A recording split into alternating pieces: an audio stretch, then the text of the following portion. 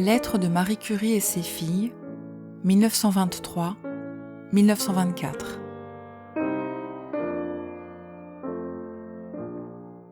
Marie à Ève, de Paris à l'Arc-Ouest. 5 juillet 1923. Chère Èvette, je suis contente d'avoir de tes nouvelles et de savoir que tu travailles et que tu es contente de ta volontaire solitude. Mais je suis contrariée que la citerne soit abîmée. Il faudrait la réparer. Ne pourrait-on commencer les pourparlers avec Madame Evenou au sujet de la maison, car il est à craindre que, voulant vendre, elle ne se soucie pas de réparer la citerne. Nous avons de fortes chaleurs maintenant, toi aussi je pense. Les bains doivent être bons. Je n'ai rien décidé en ce qui me concerne. Je te dirai dans quelques jours où j'en suis et ce que je pense pouvoir faire. Je suis opprimée par les isotopes et voudrais en sortir. Je prépare aussi une expérience d'été pour le temps de mon absence.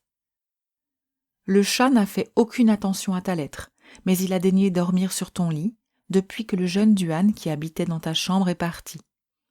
Alice est très aimable. Elle fait des compotes de cerises et s'entend bien avec Irène.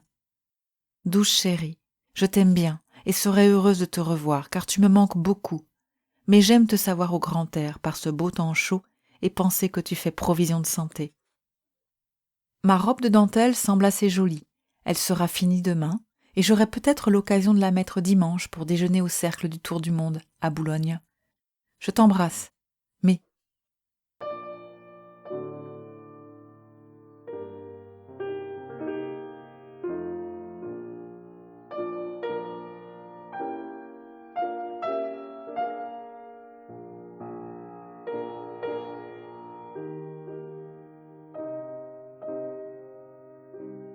Ève à Marie, de Paris à Bonporto, septembre 1923. Mardi matin. Chère Mé, j'espère que tu es bien arrivée et que vous n'avez pas eu cette nuit l'orage qui a régné ici. Tout va bien.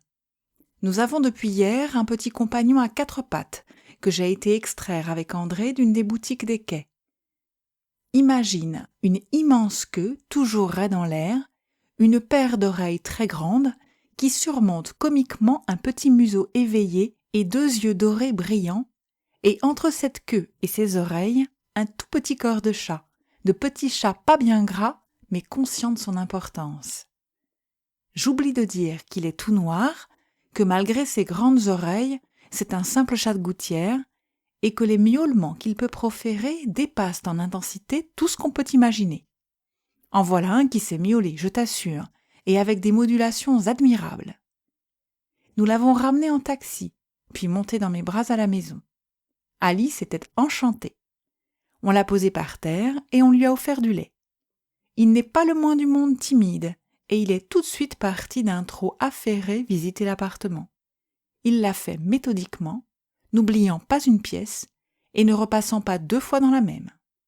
Dans chaque pièce, il faisait d'abord une ronde générale, puis grimpait sur une table et contemplait l'univers. C'était, je pense, assez comique, ce tout petit chat se baladant avec sa longue queue en mat de cocagne, les oreilles dressées, et André, Alice et moi le suivant respectueusement en nous tordant de rire. Il a accepté du lait, du pain et des nouilles, et tout le reste de l'après-midi, il a joué comme un diable.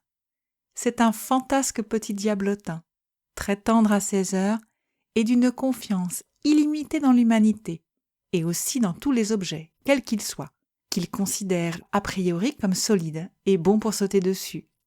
D'où quelques chutes sans gravité, après lesquelles il recommençait ses exploits. Il jouait avec tout, grimpait dans des endroits invraisemblables et ne prenait peur que quand il se croyait perdu.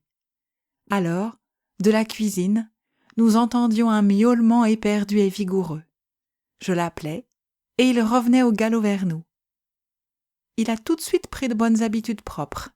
Il mange comme 4 et exige de la nourriture d'une manière impérative en sautant sur un meuble voisin de la table et, d'un bond de là, en atterrissant directement dans mon assiette. Il ronronne, mordille, lèche, adore être caressé et joue avec tout. On lui a dressé un petit lit à la cuisine. Mais cette nuit, Alice a dû l'accueillir dans son lit car il avait peur de l'orage et ne pouvait dormir qu'en compagnie. Ce matin, Il a lapé du lait chaud, puis est venu sauter sur mes genoux pour ronronner avec passion, me mordire un peu. Il a une langue démesurée, elle aussi, pour son petit corps de chat. Tout à l'heure, pendant le début de ma lettre, il avait sauté sur la table et mordillait le bout de mon stylo, en lui donnant des coups de patte. Puis il est descendu sur mes genoux et s'y endormi innocemment. Il dort, la tête au creux de mon bras. Il est léger comme une petite plume. Pour terminer, j'ajoute que nous l'avons solennellement baptisé. Je l'ai appelé Nick, et nous avons mangé des dragées en son honneur, Alice, Madame Raquin et moi. Nick dort toujours. Je t'embrasse bien fort. Ève.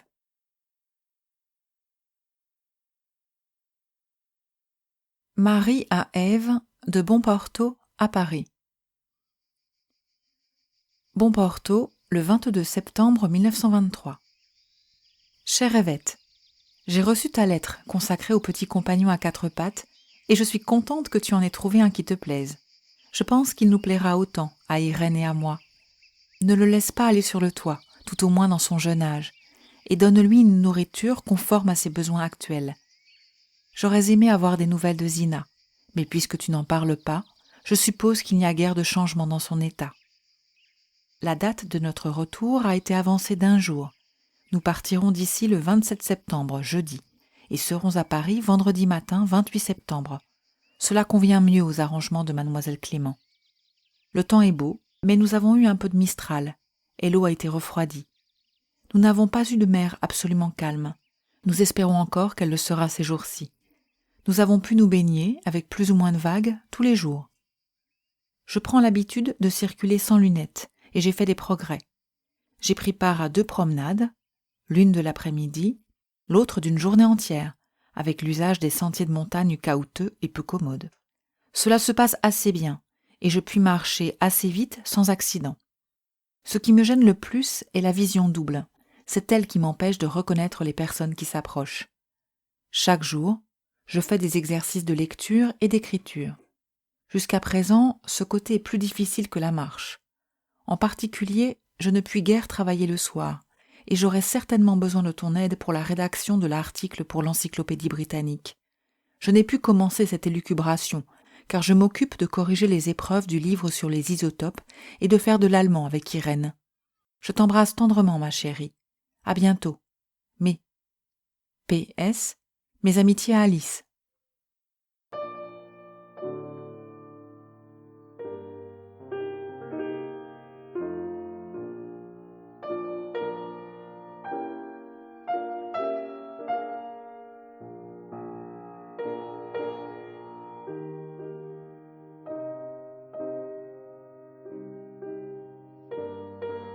Marie à Ève, de Cavalère à Paris. Cavalère, vendredi 14 mars 1924.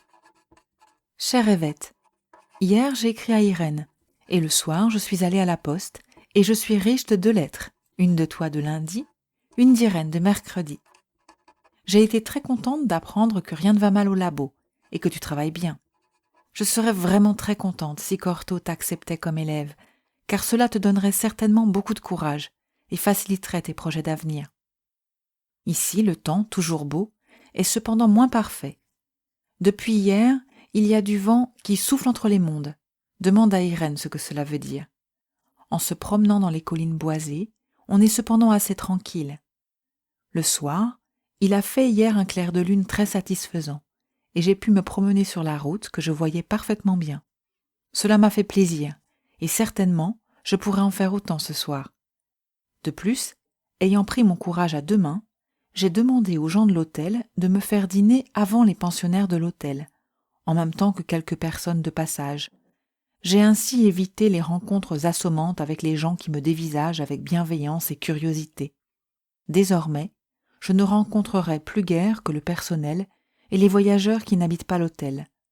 Cela a aussi l'avantage que la salle à manger est à ce moment beaucoup plus libre et plus tranquille, et on est servi beaucoup plus rapidement. Les mimosas commencent à passer, mais hier, en me promenant, j'ai vu quelques champs de fleurs cultivées, giroflées principalement. C'était joli, et cela sentait bon à grande distance. Je n'ai pas encore de réponse de Toulon au sujet de la place dans le train. J'espère l'avoir aujourd'hui. Je ne puis guère retarder beaucoup mon départ, car ensuite ce serait difficile à Paris d'arranger les choses. D'ailleurs, 2 semaines, c'est très appréciable, et j'ai envie de vous revoir. Bon succès à ton concert de demain, et à bientôt.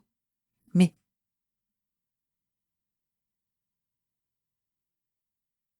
Marie à Ève, de Bruxelles à Paris. Bruxelles, le 25 avril 1924. Chère Èvette, je suis arrivée ici sans difficulté, par un excellent train qui est direct jusqu'à Bruxelles, avec 4 heures moins 15 minutes de trajet. J'habite à la Fondation, et je me rends compte que je ne pourrais habiter ailleurs sans blesser les organisateurs du congrès. D'ailleurs, j'y suis bien, malgré quelques petits inconvénients qui résultent de ce que le service n'y est pas complet. En revanche, c'est plus intime qu'à l'hôtel, et les chambres sont très bien arrangées, avec salle de bain très confortable. Irène est arrivée le même soir que moi, après une excursion bien réussie aux grottes de Blanc. Elle habite dans une chambre voisine et a passé la journée d'hier à Gand et Bruges. Il fait beau et assez chaud. Nous avons travaillé hier et nous avons eu le soir une réunion dans la maison même où j'habite. Monsieur Lawrence est ici avec sa femme.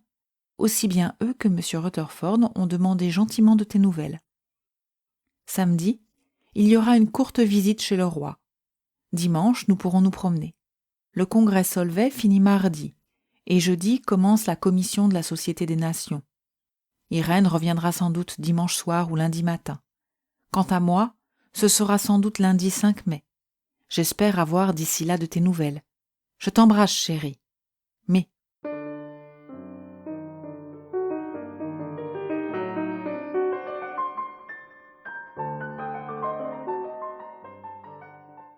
Irène à Marie, 1924. Val d'Isère, 5 juillet. Mes chéris, nous voici à Val d'Isère. Jour de repos, de lavage, de reprisage, de cartes postales, etc. L'excursion se passe fort bien. Le poids de mes souliers n'est absolument pas gênant, et je commence à apprendre à me servir de mon piolet.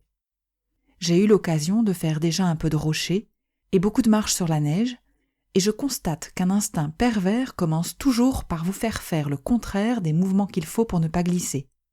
Le fait d'être cordé donne cependant pas mal d'assurance, et la vue des précipices me fait assurément de moins en moins d'impression. Il est absolument essentiel d'avoir des chaussures bien étanches, avec soufflet, car c'est la chose la plus habituelle qui soit de barboter dans la neige à moitié fondue ou de traverser les torrents quand ils sont peu profonds. Hier, journée magnifique, très longue course, plus de 12 heures de marche, pour aller à Val d'Isère en montant sur la Grande Motte. Toute l'ascension était dans la neige avec grand soleil.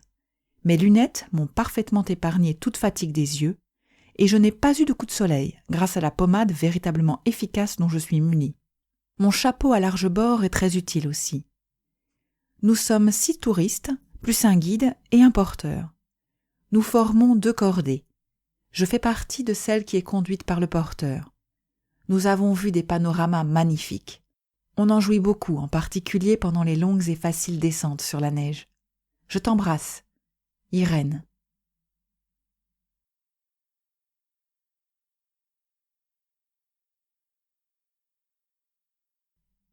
Irène à Marie, de Paris à Genève. Paris, mardi 22 juillet 1924. Mes chéris, je suis assez contente parce que ma déviation magnétique donne, après tout, une assez belle précision, bien supérieure à celle de Geiger dont j'ai retrouvé le mémoire. Je n'ai pas le temps de publier cela maintenant, mais je rédigerai pendant les vacances. J'espère que tu n'es pas trop fatigué et que tu as beau temps. Je suis allée 2 fois à la piscine en Seine pour faire du crawl. L'eau est très bonne. Alice et Albertine partent aujourd'hui. Je t'embrasse bien. Irène.